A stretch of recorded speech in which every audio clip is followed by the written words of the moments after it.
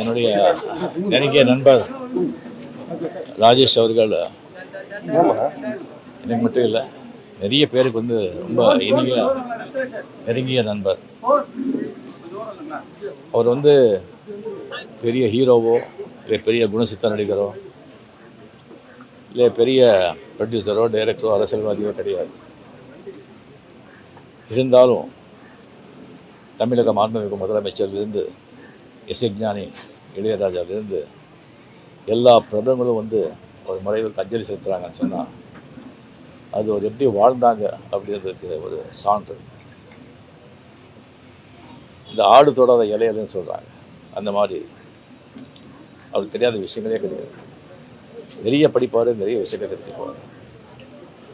உலகில் இருக்கிற எல்லா சினிமா, அரசியல், விஞ்ஞானம், மெய்ஞானம், ஆன்மீகம், மதம், ஜாதி எல்லாமே அவருக்கு தெரியும்.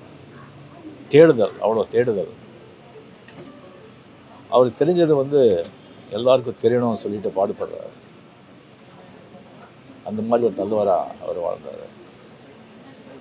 எனக்கு அடிக்கடி சந்திப்பார். சந்தித்து நீங்கள் ரொம்ப நல்லா இருக்கணும், ரொம்ப நாள் நல்லா இருக்கணும், ஆரோக்கியமாக இருக்கணும், அதுக்கு நீங்கள் என்னென்ன செய்யணும், என்னென்ன சாப்பிடணும் அப்படியெல்லாம் சொல்லுவார். அவங்களுக்கு திடீர்னு இப்போ நம்ம கூட இல்லைங்கிறது ஒரு பெரிய ஒரு அதிர்ச்சி. மிக நல்ல மனிதர். அவருடைய எழுப்பு பேரெழுப்பு. அவர் ஆத்மா சாந்தி அடையட்டும். நன்றி.